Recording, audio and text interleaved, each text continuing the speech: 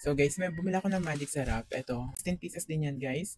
So ito yung magic sarap na galing talaga mismo sa Nestle. Pero meron nakaraan kasi guys, bumili kami ng magic sarap. Ganito yung itsura niya. So naubos na kasi namin. Tapos nagtataka ako kasi yung packaging niya is ganito. Guys, merong natatanggal kusa yung kanyang cover. Ayan, napipil siyang kusa.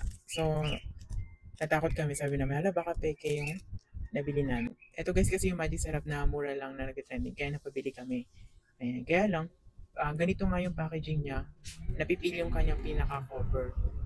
Ayan. So, kaya ang ginawa namin, bumili kami ng mismo sa shop ng Nestle. At ganito siya guys, napakalayo ng kanyang itsura. Hindi napipili yung kanyang cover guys.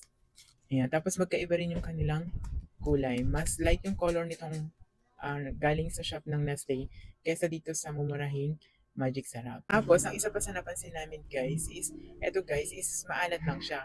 Pero ito guys, na nabili namin sa Nestle mismo is malinamnam siya.